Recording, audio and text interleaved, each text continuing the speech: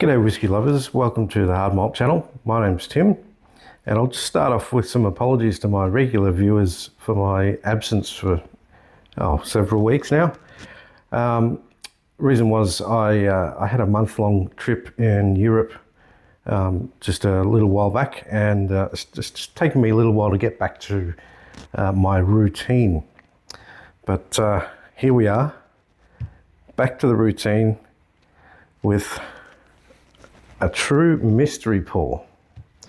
What I've got here is a bottle of Series 5 from Thompson Brothers Mystery Malt project, which some of you might be familiar with.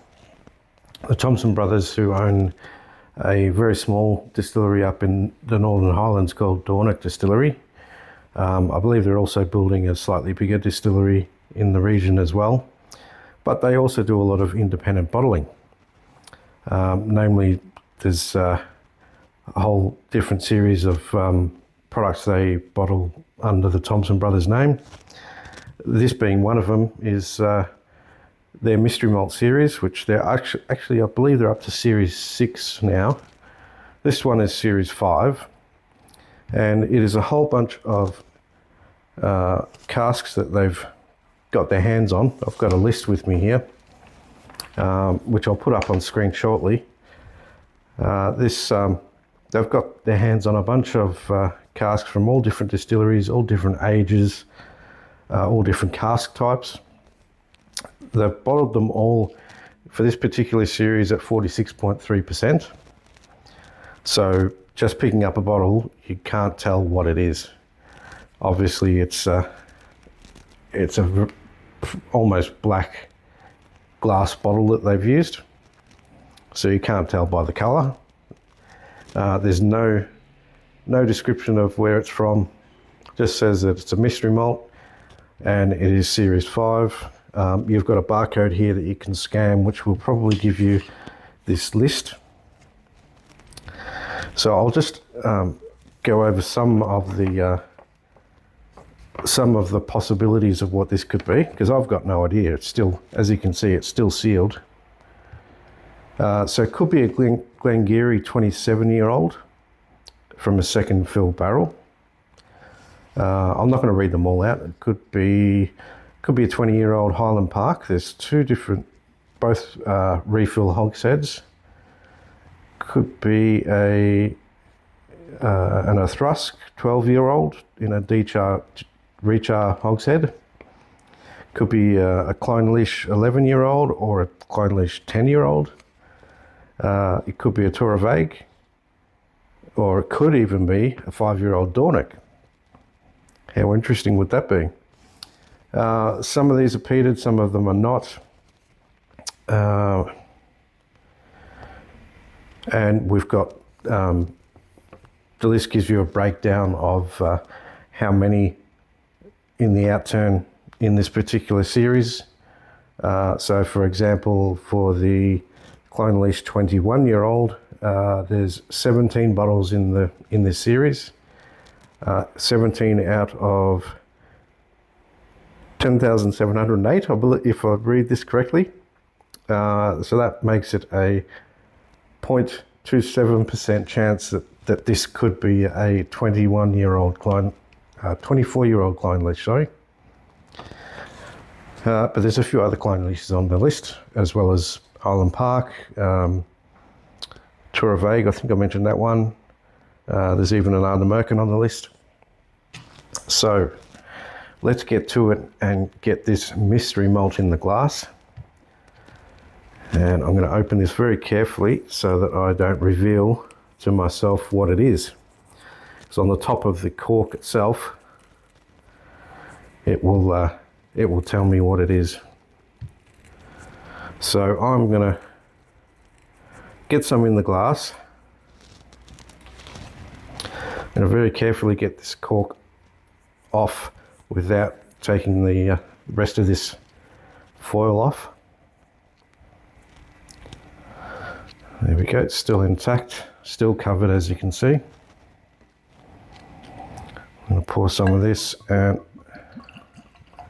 it's quite dark.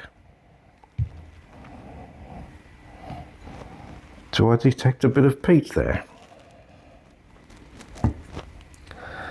So I'm going to leave this, the rest of this foil still on the top here. Now I'm going to have a bit of an attempt at guessing what this might be, just from the nose first.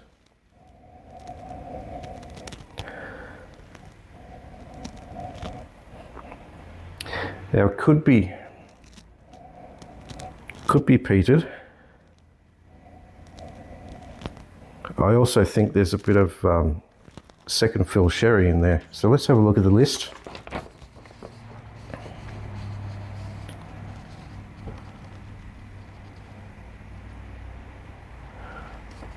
There's a Glen Scotia 11-year-old ex-Tawny Port hogshead.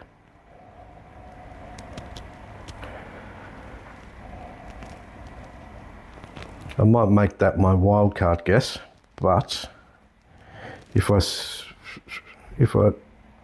look at second fill sherry butt, there's a Ben Nevis 12.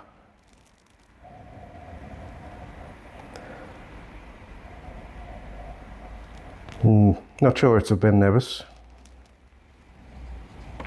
What else have I got in the way of second fill sherry? Not much, actually. Not much on this list from second fill sherry.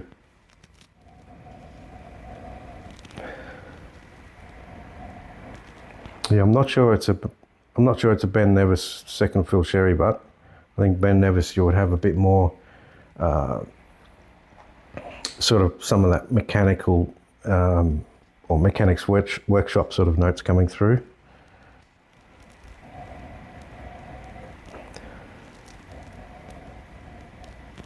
Glen Scotia 11-year-old ex-Tawny Port hogshead. Something is sort of tipping me in that direction.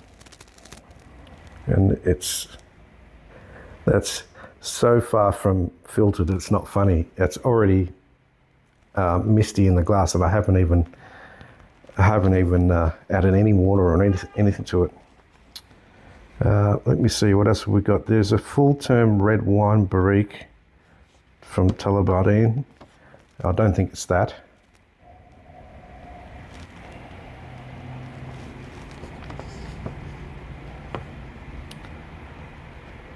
Oloroso seasoned octave Dornoch 5-year-old. Interesting. Okay, well, I'm going to go with that it could be the 5-year-old Dornoch, or it could be the Glen Scotia 11 Tawny Port. Those are my two picks on the nose. Let's see what I pick up on the palate.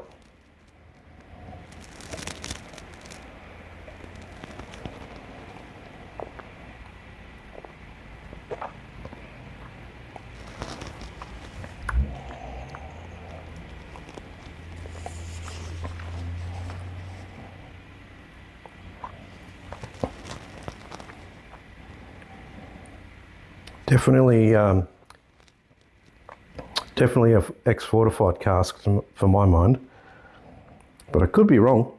I'm yet to be proven right or wrong.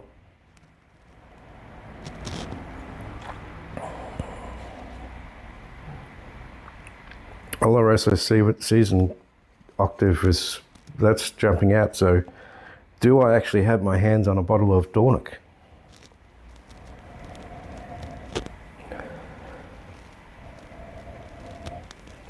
It's very rich.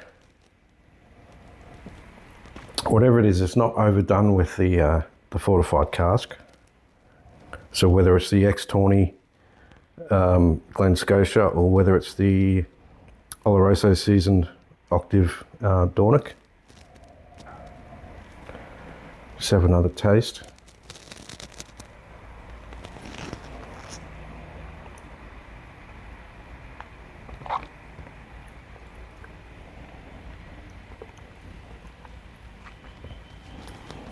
It's thick and oily on the palate, even at 46.3%. And the fact that it's very slightly misty, well, not so much misty, but it's kind of opaque. It's not perfectly clear. That's leaning me towards that it could possibly be from the Dornick distillery. So I think it's time. Let me just have another quick look at the list. Again, I'll pop this up on screen.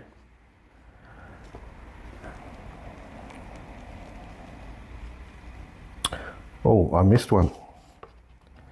Breval, 11-year-old in a full-term PX hogshead.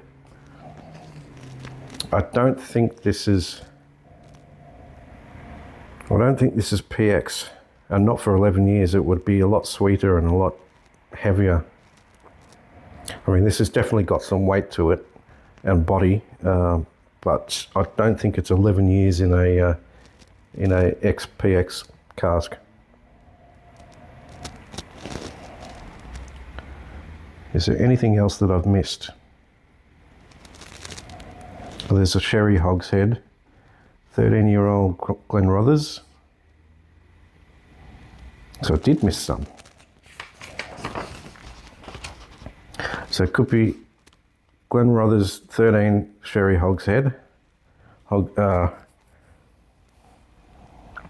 think it's a D-char rechar. And I'm pretty sure it's not the full-term PX.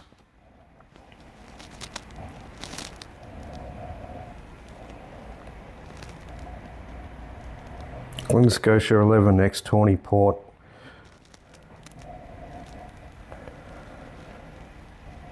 I'd expect a little bit more raisins on the nose from a Tawny Port, and I also don't get the typical citrus / barley sugar note that you get with a Glen Scotia. So I'm now going to say that it's either the Glenrothes 13 sherry hogshead or the Dornick 5-year-old Oloroso seasoned octave. I'm just scanning the list just to see if there's any other sherry or fortified casks that I've missed, but I don't think so. And at first, when I picked up a bit of peat on the nose, I think what I was picking up was some sherry cask funk, which again is leaning me towards, I'm actually leaning towards the Glenrothes. I've never had Glenrothes, I've never had Dornick either, but I don't feel like there's a lot of youth in this.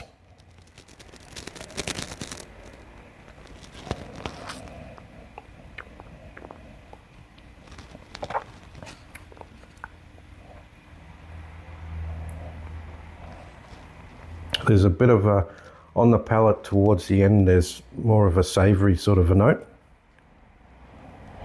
Savoury slash a little bit of funk. All right, I'm going to put myself out of my misery and reveal that it is in fact the Breval 11-year-old. Breval 11-year-old, which was the full-term PX hogshead. Wow, okay.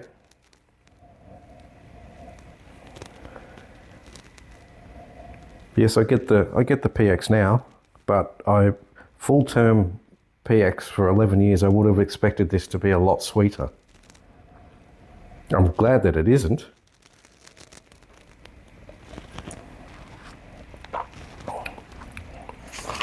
And I've never had a Breval before, so I don't know didn't know what to expect there. Now, just to give you an idea, so it's a Breval 11-year-old full-term PX hogshead.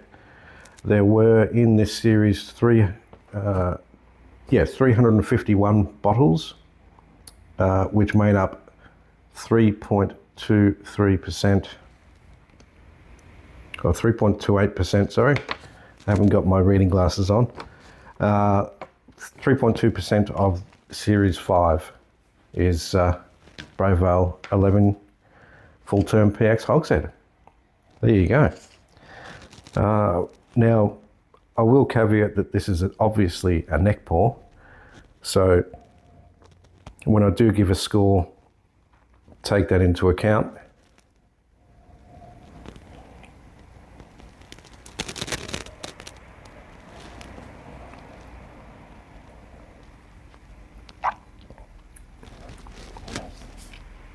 Still quite oily on the palate, which I like. It's not overly sweet, given that it is a full term PX hogshead. And it almost had me fooled that it was a Oloroso seasoned cask. And I like how opaque it is. It definitely hasn't been filtered at all, which is excellent news.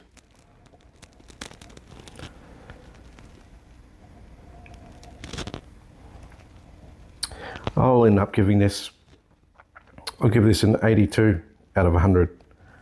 So it's up there with some very excellent whiskies. Absolutely not disappointed in this one. And it's my first Brave Ale. So there we have it. Mystery pour solved. See you in the next one.